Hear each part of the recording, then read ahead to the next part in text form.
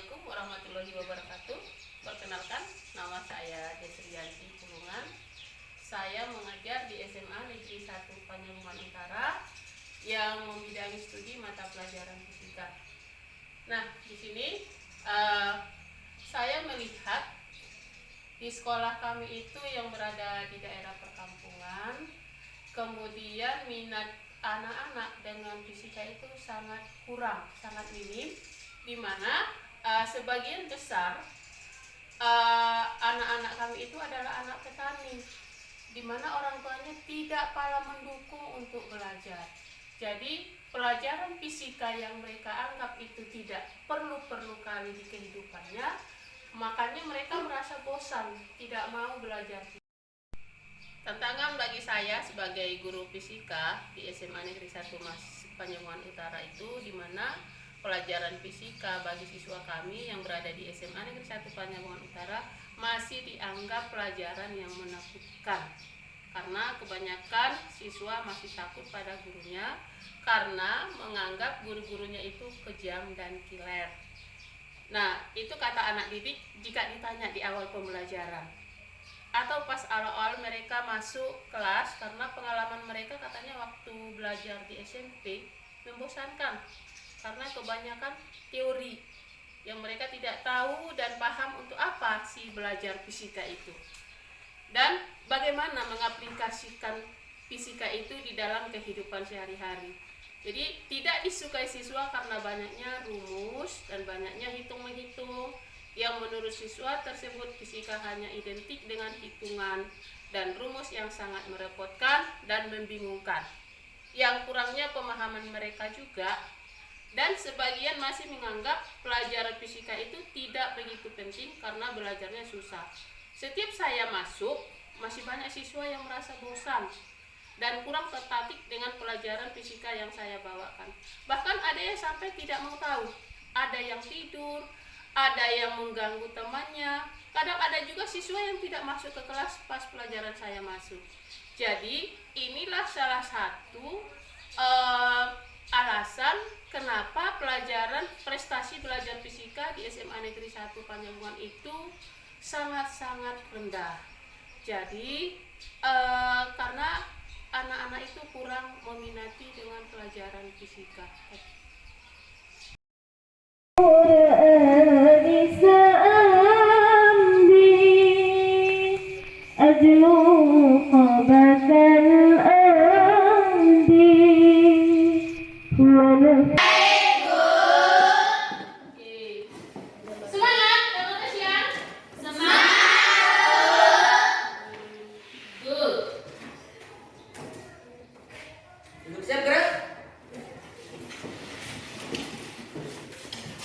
Sebelum kita memulai belajar hari ini, marilah kita berdoa menurut agama dan kepercayaan masing-masing. Berdoa dimulai.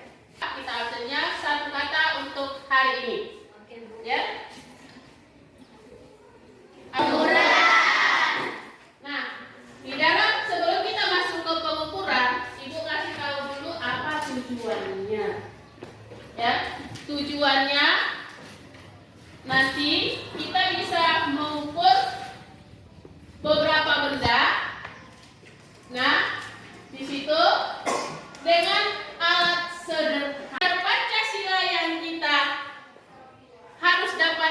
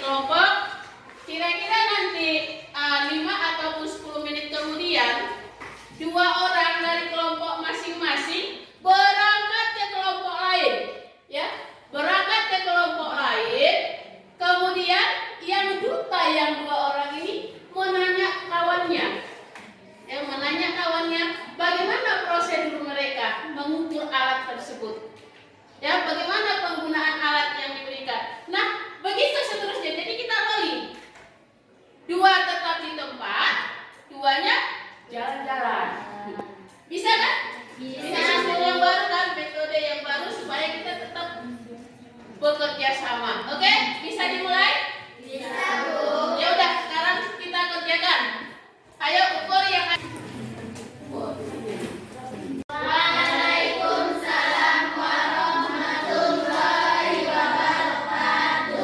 Kami dari kelompok 1 ingin mempresentasikan hasil diskusi kami tentang pengukuran. Dan teman kami lagi yang akan menjelaskannya. Baiklah, saya mau menjelaskan tentang pengukuran yang kami diskusikan tadi.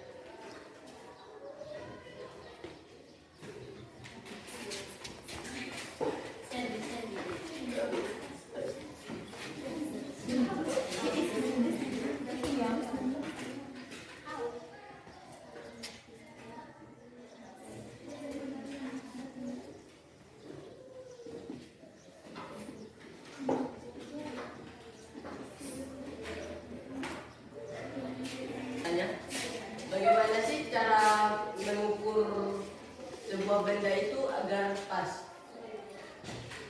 Mulai dari pengukuran dari nol, yang dari sini diukur sini, dibuat pas sampai.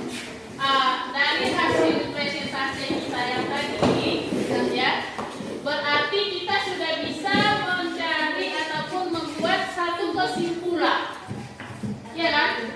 Kalau kita mengukur itu otomatis harus ada alat ukur.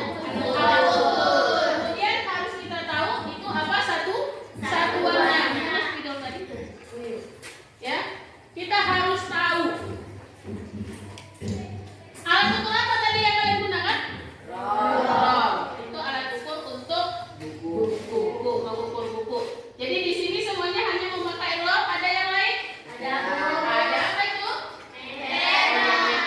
Meteran ya, untuk bangunan. Ya, bisa kita pakai. Nah, untuk minggu berikutnya mungkin kita akan menggunakan alat ukur yang lain. Nah, hasil ataupun kesimpulan dari pembelajaran kita hari ini mengenai pengukuran, kita harus memulai mengukur itu dari angka 0. Ya, kita mulai dari angka 0 karena angka 0 itu angka pasti, ya. Kemudian ada lagi pertanyaan tentang materinya sebelum kita selesai? Ada? Tidak ada? Kalau tidak ada, oke. Udah ngantuk ya? Iya. Semuanya tangan di atas. Udah Asik dan juga kita bisa mengetahui dan mengerti apa yang dijelaskan oleh Ibu Desvianti. Jadi, sekian dari saya. Terima kasih.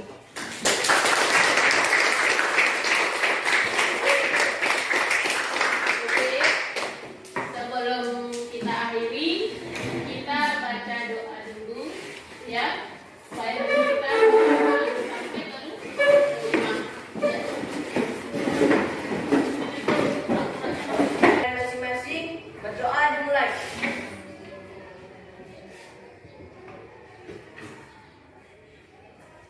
Berdoa selesai. Kepada Ibu Guru kita beri salam.